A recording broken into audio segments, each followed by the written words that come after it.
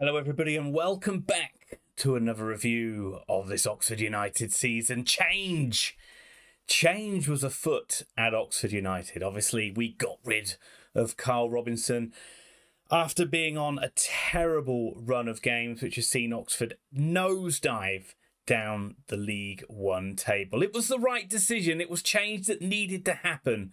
But was that change going to mean a change of luck, a change of fortune, and a change in the results for Oxford United today as they went away to Lincoln City? And unfortunately, no, it is not. The long winless run continues. The miserable form continues. There's more to say than the result here, though, because there were signs that this was a better Oxford United performance. Maybe to put that inverted, better Oxford United performance than what we've seen recently. But the same problems still remained with being too flipped up front and not being able to keep clean sheets. But in this one, there was a huge slice of luck which just did not go Oxford United's way. Well done to Lincoln City, unbeaten at Sinsil Bank this season. A lot of draws, but you get the win today. It ended Lincoln City 1, Oxford United 0. So we're going to have a look at the team news and we're going to talk about the game, do some player ratings, and then give you my final thoughts. I do put time codes down below and you can see them in the bar on this YouTube video as well. If you do just want to jump to any particular bit, that's absolutely fine. But as I'm feeling down in the dumps, if you could hit like and subscribe to the channel as I race towards 500 subs, that would actually cheer me up quite a lot. So do me a favour and cheer my Saturdays up, because they have been pretty miserable this season and they certainly haven't been better in the last few weeks. But here it is. Here is Craig Short's radical new Oxford United lineup. Well, it looks pretty similar to what we've seen before. 4-3-3 on paper didn't really play out like that as much, but there were changes to the side. Marcus Brown and Tyler Goodrum were the ones starting on the flanks. Joseph up front, Henry back into midfield alongside Bate and Branners. The same back four. First time we've done that in a while, but it is the same back four that took a hammering against Bristol Rovers. Elliot Moore restored as captain, which just shows you what an absolute muddle of thought, a muddle of thinking was going around the club last week with the whole dual captaincy issue thing. Elliot Moore back as skipper. Craig Short talked a lot about being a little bit more defensive minded and the things he didn't enjoy or didn't like about Karl Robinson's style. Without, people read into that a little bit more than maybe what it was. I think he was just saying that he was there and he had differences of opinions, and now he has an opportunity to put his opinions out there. We'll see how it gets on in the long run. Didn't work out today. Lincoln 3-4-3, as we say, very, very good at Sinsil Bank, but a lot of draws in there. Actually won less games at home than Oxford. I think that's changed now. And they did end up with a 1-1 draw against Milton Keynes Dons on Tuesday. 4 changes to the Mark Kennedy side. Monsma back in defence. Ex-United player Mido Shadipo playing on the wing. And probably most notably, Ben House returns. And top scorer Ben House returns up top. So going into this game, wasn't a great game. And I wouldn't say it's two particularly great sides. Oxford out of form and nowhere near the attacking quality that we've had in recent seasons. Lincoln a very pragmatic side. Very much defensively minded first. Keeping the games tight and just seeing what they can hit on the break inside, or seeing if they can just get a goal and hold onto it. Well, at least that's what it seems anyway. But Oxford did start okay. And actually Marcus Brown started the game really well for Oxford United. Couple of early chances for him. Well hit effort from a corner, which fizzed just wide. And then another fine effort curled just wide after a good link up with Tyler Goodrum. Shadipo then had, after 15 minutes, had Lincoln's first shot on target, but it was straight at Simon Eastwood and easy for him. And Oxford were not put under the pressure that other sides have put them under when defending.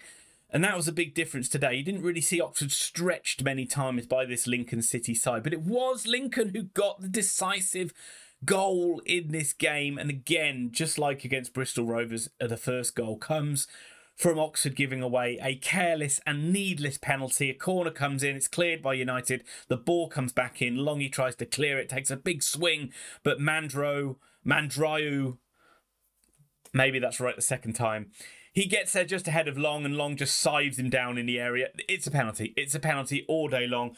Mândroiu gets up, slams it down the middle, and Lincoln are 1-0 up. Marcus Brown was Oxford's bright spark most of the game, but certainly in the first half. I'm surprised Oxford didn't give him the ball more, but he did make one good run, and he got right to the byline. He cut the ball back to Joseph, but his shot was just blocked by Lincoln players. Get used to hearing that. Lincoln really put their bodies on the line to defend this victory today. And at half-time, we were used to this, aren't we? We're used to Oxford going in 1-0 down or down at half-time. It's happened a lot, and it's happened again today. But it wasn't quite the same feeling. You felt there was something in this for Oxford. You didn't feel like it was the doom and gloom and there's much negativity about that first half performance. It seemed like the players had a little bit more of an idea of what they were doing out there.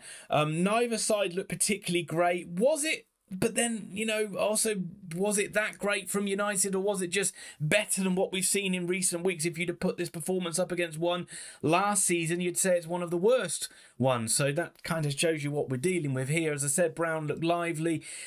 It's that thing, is that final, that killer instinct, that final ball, that decisiveness just isn't there. Lincoln's midfield certainly had the better of Oxford midfield in the first half as well. They kind of overrun it a little bit. Sorensen as well at wing back, he seemed to be in acres of space, and Lincoln always seemed to have big diagonal wide balls out to get their wide players involved. But Sorensen was the one who looked most lively running at Oxford from that right wing back position. Also up top, you know, we're struggling in that centre forward position with Baldock, with Tyler Smith, and obviously no more Taylor up there. So Karl Joseph is doing the best he can, but he's not getting much joy. He's not getting much luck. And certainly when he's up against defenders like Monsma, O'Connor and Paul, he's not getting much change. They dealt with him quite comfortably. 1-0 down. What can we do? Can we get anything going in this second half? And you did see a better second half from Oxford in this game, but it's a better second half without a huge amount of end product. There were some chances, and you definitely thought Oxford were more likely to score in this one, but Lincoln allowed that. Lincoln sat right off Oxford, invited a ton of pressure on themselves, just seemed happy to protect that 1-0 lead and try and hit Oxford on the break. Their attacking options on the break were very limited. They invited a ton of pressure on themselves.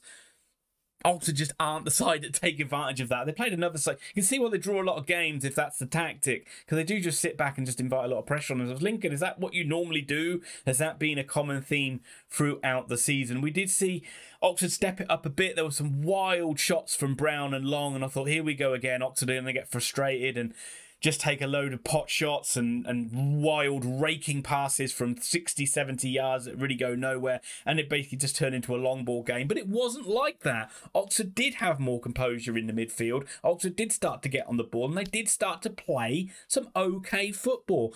The likes of Sam Long, I didn't think he had a great first half, but he had a much better second half, was linking up very well with the likes of James Henry, with the likes of Tyler Goodrum. Bate was getting more involved. Brannigan was getting more on the ball. We didn't get Marcus Brown involved as much as we really could have done, but again, it's the lack of chances. Gatlin O'Donkor came on for Karl Joseph, and I thought he was more impactful in the 20, 25, half an hour, there we go, minutes that he had than Karl Joseph had. I thought he was more of a physical presence, and he did create some chances as well. Whew. Oxford racking up the chances. You know, first one, Rushworth pretty solid in goal, but he did drop a cross or miss time a cross, and it fell to Gatlin O'Donkor, but he's off balance and he could only volley it over for 7 and 8 yards. You're just thinking all the way through with these chances on another day or another season. These chances go in. They don't go in this season, but plenty of corners again, as I said, and plenty of pressure. Goalmouth scrambles just didn't drop for United. Wildschut came on late, and finally we saw a shot in anger from him, but it went straight at Rushworth. But on 85 minutes, Oxford did carve out their best chance. It was a wonderful ball, raking cross from Cameron Brannigan, played back brilliantly by the returning Javan Anderson, and a diving header from Gatling O'Donkor forced Rushford into, quite frankly, a brilliant save from him. He pushes the ball up into the air, and it comes straight back down and lands on his hands in the ground, while he's on the ground. You talk about luck. Oxford didn't get any luck today in this one. On another day, that spins back into the goal. On another day, it falls to an Oxford player and he can tap it in. To have that freakish moment, really. Rushworth probably deserved that bit of luck. It was a great save. it is not going our way. Eastwood nearly made a mess of a Mândroiu free kick a few moments later, but Oxford huffed and puffed right until the 94th minute, the dying embers of this game. We cannot score goals. And it finished 1-0 to Lincoln. The misery continues. Are there green shoots of recovery? I'll get into that in my final thoughts, but it's time for some player ratings. And I can't judge this Oxford performance or these Oxford players too harshly today. I thought they did okay. And it starts with Simon Eastwood in goal. He gets a 7. What could he do? He did all right. He got beaten by a penalty. Other than that, he was very tidy and made some decent saves. Sam Long gets a 6. I didn't think he was great in the first half. I thought he got better in the second half, but not an amazing game for Longy, but didn't do anything terrible. Kieran Brown gets a 6 as well. I thought he was not looking great at left back today. I thought Sorensen really had the beating of him, and I thought he struggled a bit. He did, again, like Long, he did get better when Oxford were in the ascendancy in the second half. Not a terrible game again for Kieran Brown, maybe just not up to his usual high standard. Stuart Findlay back. A much better performance than the Bristol Rovers game, not surprisingly. I'm going to give him a 7. I thought he was very strong, very physical, dealt with the Lincoln presence very well and did a very tidy job. Elliot Moore back as captain also gets a 7. I like the fire in the belly from Elliot Moore today. You saw a more physical Elliot Moore. You saw a more aggressive Elliot Moore. And I like that. And I want to see more of it. We need more of it. Cam Brand gets a 7. First half pretty poor from Grant. Going to be sat a bit deep in this game, but his passing was pretty good, and I do think he did that defensive holding role pretty well as well. Made some good tackles and some good blocks. Second half, he got more on the ball, impacted the game a lot more, and had a pretty overall, a pretty, and without an amazing Cam Brannigan game, a solid one, and gets a 7. Lewis Bate gets a 6. I thought he was the quietest out of the midfielders in there today. Struggled very much in the first half, but that was more Oxford's tactics more than anything else. Did a little bit better in the second half, but not really his day. Not really been his couple of weeks, really, for Lewis Bate. James Henry returned to the team with a flourish, I thought, today. He was Oxford's best player, and he gets an 8 out of 10 from me. I thought he did everything but score a goal. I thought his deliveries from corners were pretty good. I thought his overall play was pretty good. Yes, he hasn't got pace anymore, but he's got the brain, and he used it really well today. Got in some great areas, linked the play up really nicely. I think we're going to need James Henry quite a lot in this run-in. Tyler Goodrum gets a 6. I don't think he was particularly... He did a little flourish in the second half where he got into the game a little bit, but didn't really see him driving into the box and beating players and beating defenders. And when he did, he was a bit indecisive about either going on or making the wrong pass or making the wrong shot or stopping when he could have gone forward and stuff like that. This is what you're going to get from a young man. I say he never going to question his heart and his effort. I just don't think the quality was quite there from Tyler today, so he gets a 6. Marcus Brown gets a 7. Best I've seen of Marcus Brown in a long time. Since he fluffed all those chances against Sheffield Wednesday, I thought he was lively. I thought he was bright. I thought his touch was really good. I'm just disappointed Oxford didn't give him the ball more in this game. I thought he was the most likely player to score for Oxford today. He gets a 7 out of 10. Kyle Joseph gets a 5. Work rate was hard. It just doesn't look like a natural striker. He was a bit off the pace. It was a chance early on in the game where he could have squared a ball into Goodrum, and he just didn't seem to see that pass. And I don't think he did. Again, his effort, you can't question it, but his quality wasn't there today, and he struggled up against the Lincoln defenders. 5 out of 10 for Joseph. Whereas Gatlin gets a 7. I thought he did make the difference when he came on. He was a real physical presence. He really pushed those Lincoln defenders around, and they knew they were in a game when Gatlin was there. And he had a couple of chances, obviously very unlucky with the diving header. Could have done better with the volley, but encouraging, and he is an encouraging player, an exciting player. He gets a 7 out of 10. What do we give the assistant manager, Craig Short? Well, I think this Oxford side's done okay, and I'm going to give Craig Short a 7. I like some of the stuff they did. There was more calmness to Oxford United today. The players looked like they seemed like they knew what they were doing. It seemed like there was a bit of a plan, and it seemed like there wasn't like the usual frustration and the angst when we went a goal down. The players seemed to keep their composure all the way through. I'm quite glad we didn't just go to the Kieran Brown long throwing tactic all the time. And I don't really have a problem with any of the substitutions he made. We're just not a great side. We're going to need a new manager coming in to change this line of thinking and to try a new tactic that we haven't tried yet. But from what we've seen of an Oxford United side of recent weeks, this was as encouraging as it gets, and that's really sad to say. And I don't think Craig Short did a bad job. I'm going to give him a 7. And here are my final thoughts on this one. Well, I'm going to start by saying congratulations to Lincoln City. I don't think you were great today. And I think if you're any fans watching this and you got to this point in the video, thank you very much. And I think you'd be honest enough to admit that you weren't great today. But you got the penalty and you defended manfully and you put your body on the line, and those defenders worked. And the whole team worked really hard to keep Oxford at bay. Rushworth made some great saves, and when your luck's in a little bit. And maybe in recent weeks you haven't had that bit of luck with all the draws, and you got it a bit today.